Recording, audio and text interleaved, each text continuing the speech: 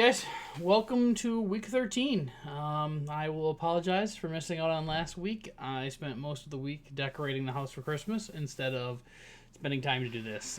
And it is the start of, well, it's not even the start of our busy season at work. It is deep within the busy season of our work.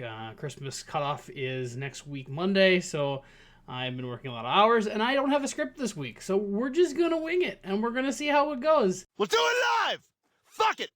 I'll probably spend a little bit more time editing, but yeah, we'll see. Do it live! I'll write it, and we'll do it live! This week, week 13's biggest blowout and high-scoring game. Eric's pews, or Pope 2.0's pews, knocking off Josh's, oh god, this again, 149.7 to 72.8. I don't know what that margin of difference is. It's about 77 points, roughly there. Yeah, that looks about right. For Eric, you got a couple of decent-sized scores. I mean, when you put four different guys put up at least 25 points, that's 100 points. You still would have won by 25, 30 points going away. Led by Javonte Williams at running back in your flex spot with 29.8, and then a trio of 25-point games from Justin Herbert, Chris Godwin, and Cooper Kupp. Oh, and then Antonio Gibson added 19.6 as well. Really, the only weak spot for you was tight end. Looks like you're playing Foster Monroe subbing in. I don't know if you had somebody on hurt this week. Looks like, yeah, Tyler Higbee weren't feeling that with the injury to Darren Waller. You must have figured he might have had a good game. Didn't quite work out to you. Another 4 points you could have picked up. Not really needed. On your bench, looks like you also had Deontay Harris put up 19.4 points. Not bad. He did probably just get suspended for DUI, though. 3-game suspension, so it'll be the last scoring you're going to get from him for a while. For Josh, you got 17.9 points from Tua, who you picked up on Sunday morning. 11 points from your kicker, Jason Sanders, who you picked up on Sunday morning. And 10 points from Saquon Barkley. The guy that you picked up in the trade with Derek earlier this year, Jacoby Myers, put up 0 points for you on Monday Night Football. Monday Night Football. The Patriots' game plan was to run against Buffalo, and it seemed to work. With Mac Jones only completing 2 passes. None of them were to Jacoby, so you got 0 points from him. On your bench, you did have 23 points from Sony Michel. Wow, that would have been nice to get in there. That would have been an improvement over, really only the one spot, which was Brandon Bolden, which you had also in that Monday Night Football game with 6 points. You could have picked up a few, but you weren't catching Eric. Eric with the win. You officially secure the number 1 seed. Well, congratulations for that in the playoffs. This place is cursed. Cursed. Switching over to our closest game, speaking of Popes, Pope 1.0, taking down Lee's Daxine Mandate, 89.9 to 86.7. What is that? That's like a 3.2-point margin of victory. Pretty close game. Let's see. On the winning side, it looks like you got 19 points from Russell Gage, 18 points from James Conner, and a trio of double-digit games from Derek Carr, DeAndre Hopkins, and Minnesota's defense. Looks like you were pretty hurting at running back this week. Looks like with the Packers bye, Aaron Jones not out, you lost Derrick Henry earlier this year. James Conner worked out pretty well for you, but Boston Scott only put up a half of a point. Not exactly what you're looking for. On your bench, Seattle's defense put up 14.9. You could have picked up a little bit more points rather than playing Minnesota's defense, who managed to blow it and lose to Detroit, which was somewhat impressive. You know, if we keep losing, They send you to the Lions! For Lee's Daxine Mandate, you were led by 23.3 points from Kansas City's defense, of all people. They finally started to turn it around since earlier in the year. The defense was kind of just getting run over early, and they are finally looking a little better. You had a pair of 12-point games from Michael Gallup and Harrison Butker, and an 11.2-point game from Dak Prescott. Looking at your bench, we're going to see, it looks like a whole bunch of zeros and some IR spots and guys on bye. Nothing available to sub in. So you had the best that you could get out there, and really your running back looks like it's probably the biggest spot. Kenyon Drake looks like he was probably hurt during the game. He put up 2 points, a little bit more than 2 points, and then he's on IR now, so he's pretty much out for the season. And Latavius Murray, Baltimore's running back, put up 4.5 points. Elsewhere, Brandon's blown call knocked off Tom's I Can See Him for Miles and Miles, 100.5 to 77. That's a 23-point margin of victory. Let's see. Wow, defenses were strong this week apparently. For Brandon, you got 24.3 points from Los Angeles' defense versus Cincinnati of all teams, and then 19.8 points from Rob Gronkowski. You had a trio of double-digit games besides that with Mike Evans, Patrick Mahomes, and Greg Zuerlein all putting up at least 11.5 points. You did curiously leave one of your running back spots open, didn't starting anybody. You opted to start Devin Singletary and then not actually start Zach Moss. I just feel like there has to be a better choice. Try 0, 0, 0, 0, 0, 0. For Tom, you had 18 points from Miles Sanders, 17.6 from Lamar Jackson, and 12.4 from the Arizona defense. Adam Thielen, 0.5 points before he was knocked out with a really nasty ankle injury. I ended up seeing that watching football on Sunday. Was not very pretty to watch. Sounds like he's going to be out a couple of weeks at least, so probably not relevant for the fantasy playoffs, but you never know. He might be back if you're in the Deuce Bowl. And then it looks like your flex spot, Devontae Smith, only put up 2.5 points. Could have potentially gotten Devonta Freeman, the Baltimore running back. I guess he was getting all the carries instead of Latavius Murray. He put up 18.2 points this week against Pittsburgh.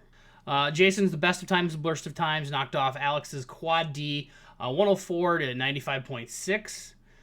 Looking at Jason's squad, 38 points from George Kittle. I heard he had a monster game, and that is not disappointing. I think that was one of the highest scoring games this week in terms of all players. Let's take a quick peek at that. A few moments later. Yep, George Kittle, highest scoring player this week by 5 points. The next closest was Justin Jefferson with 33. So very impressive game for him. Okay, we're going back over here. Okay, back to the scoring.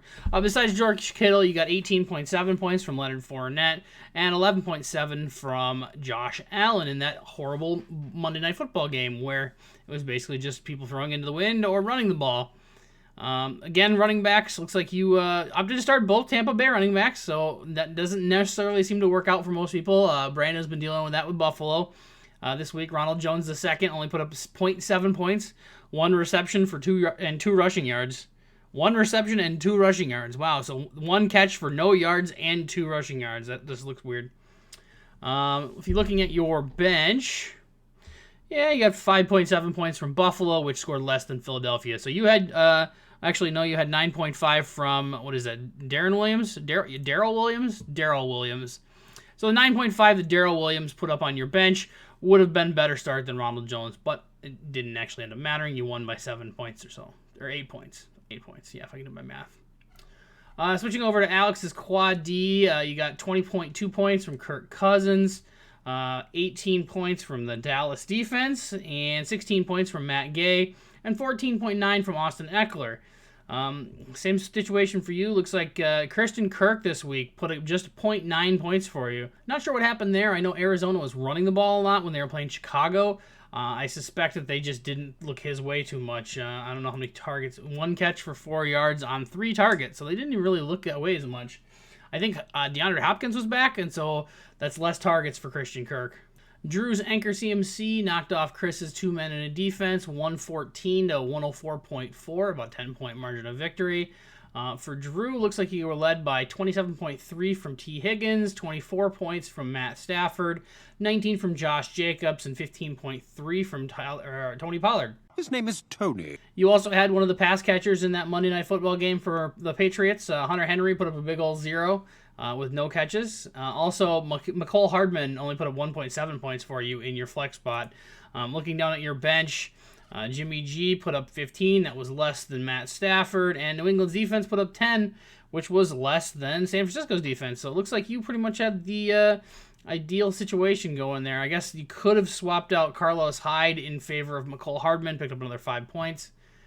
Over for Chris, you got 33.1 points from Justin Jefferson, 16.7 from Russell Wilson, and 15.9 from Eli Mitchell. Looks like your flex spot was a little weak as well. Matt Breida, only 2.4 points in that Monday Night Football game again. Everyone was killed. Nick's T-Boner is showing. Put a pretty good hurt on Derek's Wake Up Motherfuckers. I knew Derek was planning to change his name to Wake Up Motherfuckers if he lost again to try to coax his team into waking up. Didn't seem to be working very well. For Nick, well, Nick got a really good game from everybody but his quarterback and his defense. 26 points from Deontay Johnson, 24.1 from David Montgomery, 20.1 from Damian Harris, and 19.9 from Keenan Allen.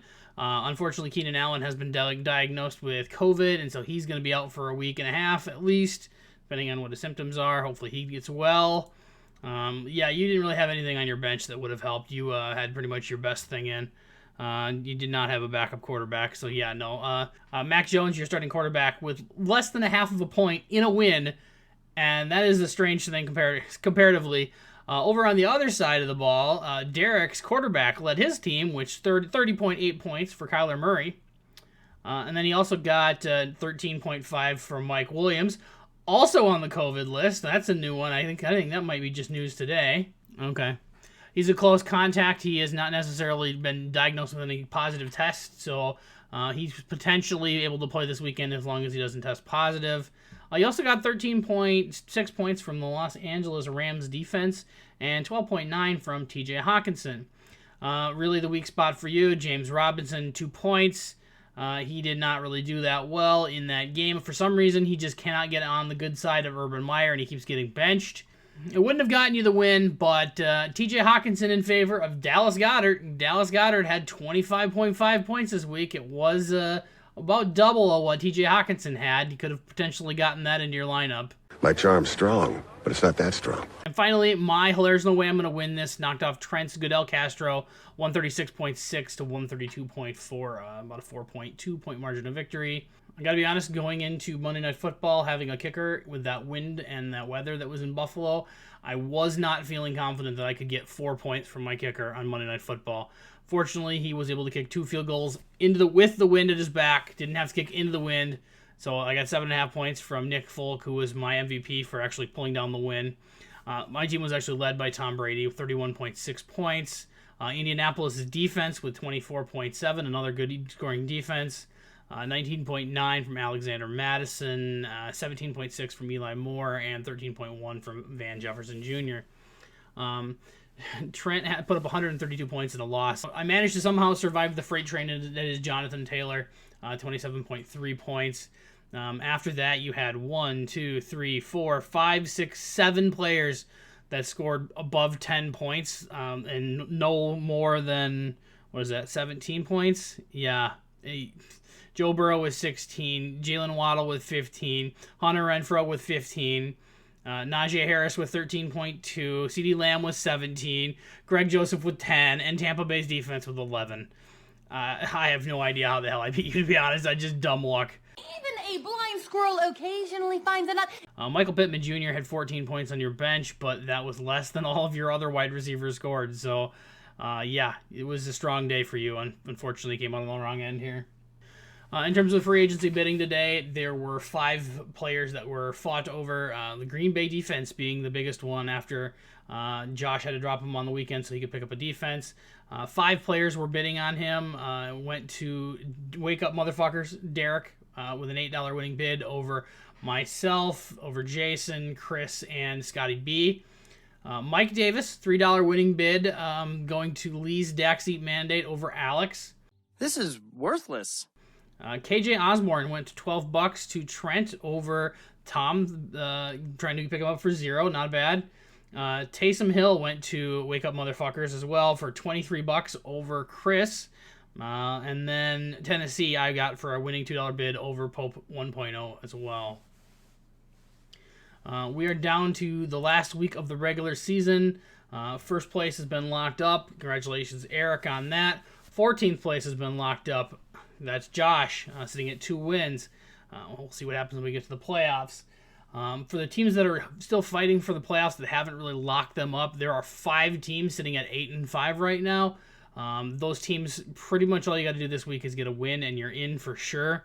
If for some reason you were to lose and Derek gets a win, you just need to not get outscored by Derek by at least 40 points. Chris has a 40-point lead on Derek. Alex has a 50-point lead. After that, it's 60, 70, 90. You're not going to put up 250 points this week. You could, I guess. I mean, you never know, but it's unlikely anyways. I'm totally screwed! As for the rest of us, we're going to be facing down the Deuce playoffs, looking at whoever is going to be in that second lower part of the bracket. Would be the 1 and the 2 seed in the Deuce Bowl. Lee's currently got the lead on it right now. He's sitting at 1,290 points. However, both myself and Tom could easily get there this week, depending on if we end up losing. I'm not sure who's playing who this week. I'm playing Brandon, and Tom is playing Alex. Lee's playing Derek. Derek's kind of on a losing streak. Although Derek does have no one started right now. I think he's benched his entire lineup, projected for 0 points, as a protest against how shitty they are playing. You still got a winning record, dude. Come on. It's fine. Last week, there were a couple of new wagers. I didn't get a chance to talk about them because there was no video last week. Trent won a 6-pack over Eric in their matchup, and then Tom won a 6-pack for me. That's the first bet I've lost this season, which really pissed me off. So congrats to you for that one.